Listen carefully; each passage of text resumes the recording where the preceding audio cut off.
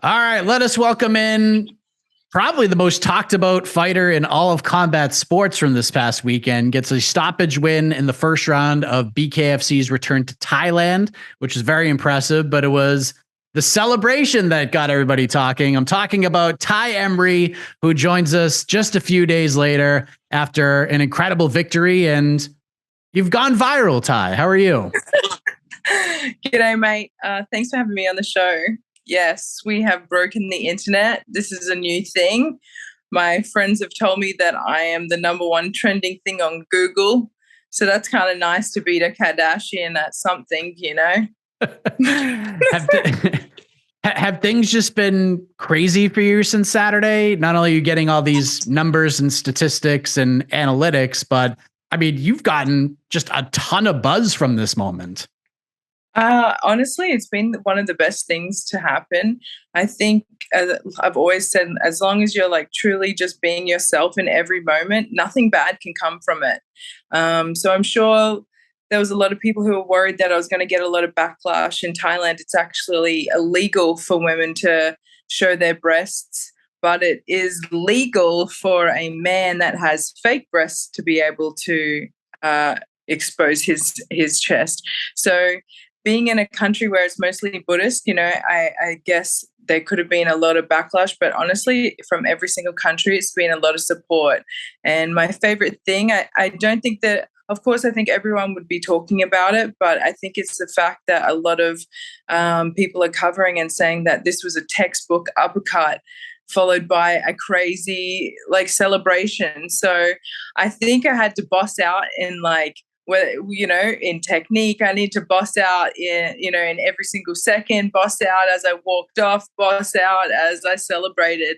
It just makes more sense that way. So a lot to sort of unpack from what you just said, being yourself and everything, but I guess right into the meat and potatoes. And for those who missed it, it was a beautiful uppercut. It was a beautiful knockout. Fight stopped officially. And then you jump on the ropes and it was like Bourbon Street, New Orleans during Mardi Gras, and you flashed the crowd and commentators reacted just perfectly to the situation. And here we are now. So was this planned at all? Or is this literally just, you know what? I feel like showing people some stuff after that incredible knockout. Probably a little column A and a little bit of column B. I threw the thread out there just, around Nick Chapman with BKFC Thailand. And I'm pretty sure I threw it out there with my Ruby's manager, Remington, at one stage, just literally being a brat, just to see how, if I could make people feel uncomfortable or, just being myself and just wanting to see their reaction.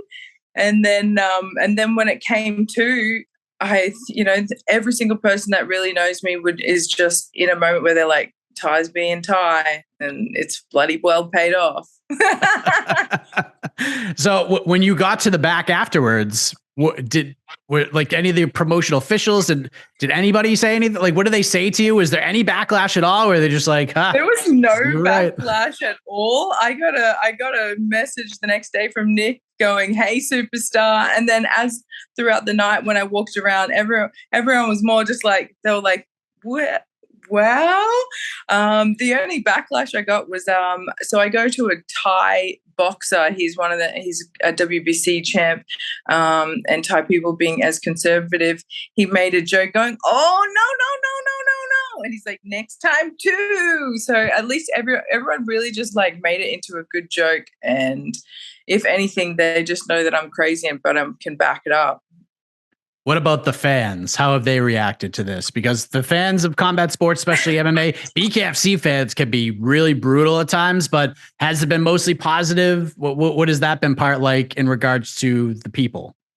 Positive. Everything is positive, which is why it's so bloody good, because it's not meant to make anyone feel some type of way negatively. But if that's what they're going to feel, then I think maybe they need to have a look at themselves and see why it's triggering them, why someone's, up there having a good time.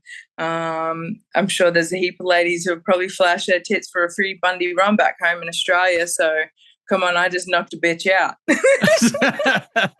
I mean, it's hard to argue with that. This was, I mean, with just everything involved, the fight, the knockout, the aftermath, this was a hell of a way to start your BKFC career. So sometimes like you go back and you look at these record keeping pages of combat sports records, and not everything is updated, but the one I looked at was Tapology, and it said that you had a couple of amateur fights for NFC in Atlanta in 2018 and 2019, but then no fights until this one on Saturday. So is that accurate, or there's some things missing from that?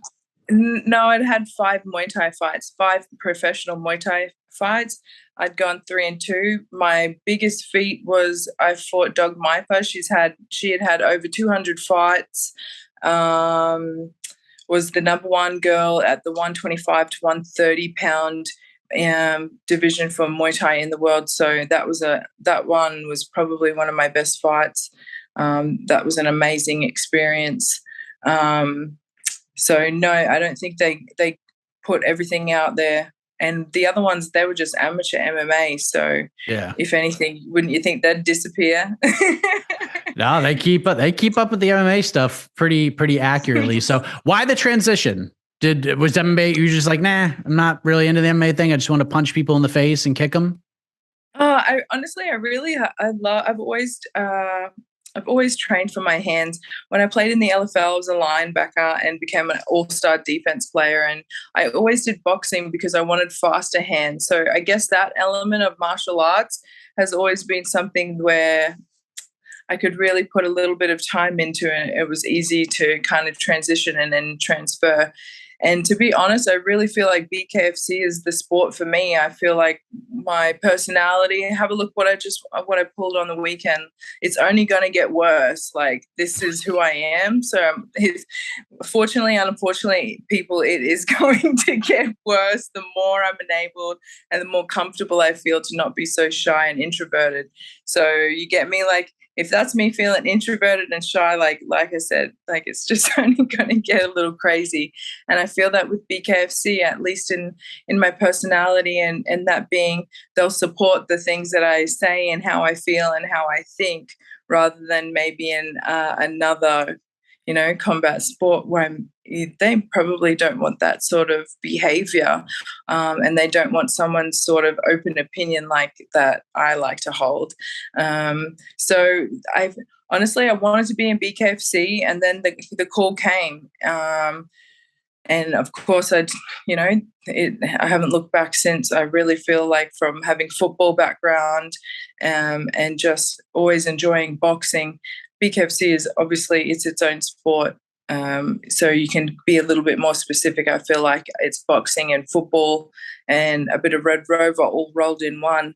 Plus you've got the element of Muay Thai. We've got the single arm clinch. I'm literally in the motherland of the clinch. So, I feel like I'm honestly in the best position, and I'd prefer to be, and I feel that what I feel BKFC is honestly, I feel like it's the sport. I feel like I was born for it. And after the weekend, I can, that's exactly what I truly can solidify in my mind now. So how did you get on their radar, so to speak? Like, how did you end up with BKFC? Did they reach out to you? How did that work? They reached out to me, and from my guessing, I feel that they looked at what female fighters were on the OnlyFans sort of circuit, because there was a couple of us who all got picked up at the same time, and all, that was the same things that each of us had. Was we're all a little different compared to your average female, whether that was just physically or things that they had done as occupations beforehand. And everyone was on OnlyFans. So maybe they found me through that. I'm really just assuming. But yeah, I told them to F off. I thought it was just a big joke, and they had to get David Feldman to get me in a group message on Instagram. And I was like, oh, okay, hello. Like, let's proceed with this contract then. But they reached out to me. It was just like a dream come true. Is it like a multi-fight deal, or do they just sign you for one fight and then just kind of see how it goes? So I have a four-fight deal contract with David Feldman and the BKFC in America. But while I'm still training and living out in Thailand, I got in contact with Nick Chapman and that's an affiliated. Obviously, it's still under the BKFC branch. The Thailand branch and the American branch are both starting to really build together. So I think it's great cross promotion, and it also means that I can represent Thailand, which is where I learned my striking, but also be able to have some fights out here. So I'm not really missing out. While I guess visas and world travel's only just started to get its flow back. So there's been a lot of different things and a lot of different elements that have kind of stopped things just being able to flow so easily. But I feel these are the same hiccups that every athlete and businessman are going through right now, just because of what the last few years. So you obviously have built a ton of momentum from this victory. I assume you want to get back in there relatively soon to keep this momentum going? Of course, and I've already put my name down. I'd love to fight on the Saenchai card out here in Thailand. So I think that would be an amazing headline.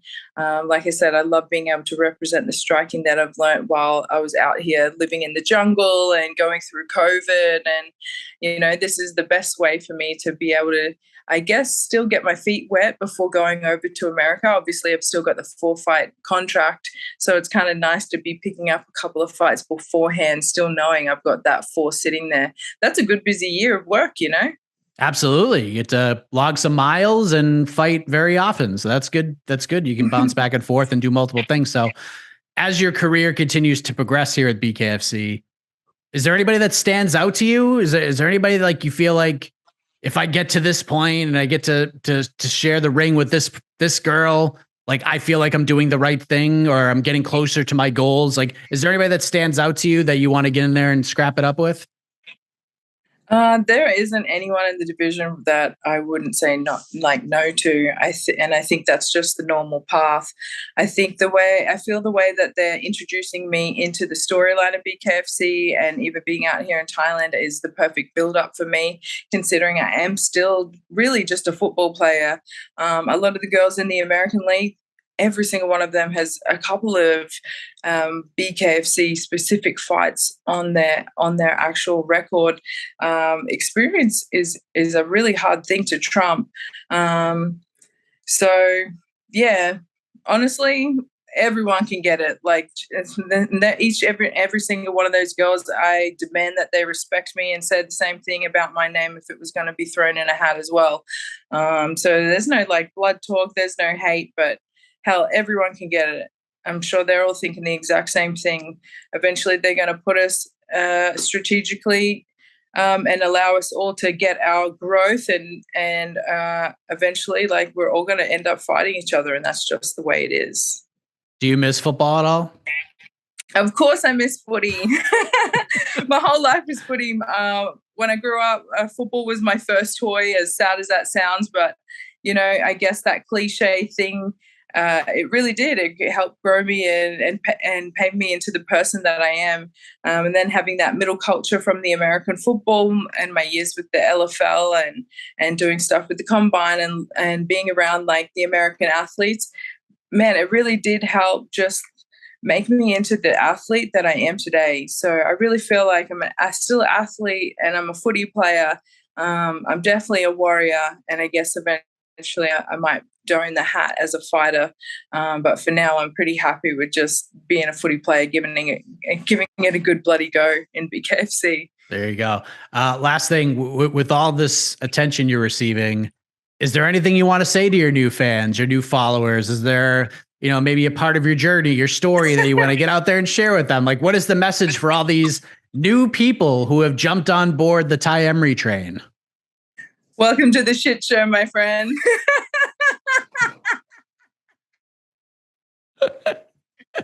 I mean, no, let's have fun. Life's meant to be goddamn fun. There's always going to be titties. There's always going to be violence, and there's always going to be something stupid to be said. But no, I think this is exciting. I hope everybody who's Like, thank you everybody for the support. It's been just taken the best way. They've understood that it was for freedom, for this, for what I just did, for everything. And I think the fact that people can read into that moment, it's so nice to hear not so many people getting offended and people just being liberated by it, which was the whole point of doing it.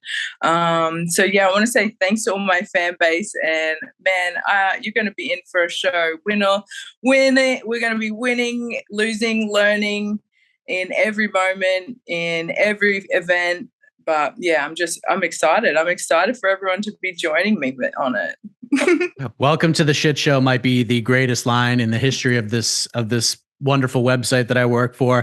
I congratulations on the win. You made it happen. You created quite a stir afterwards. Seems to be all positive, which is great. So enjoy the momentum, enjoy the moment, enjoy the victory, and hopefully we'll see you back in there sooner rather than later. Yeah. Thank you so much, Mike, for having me on the show.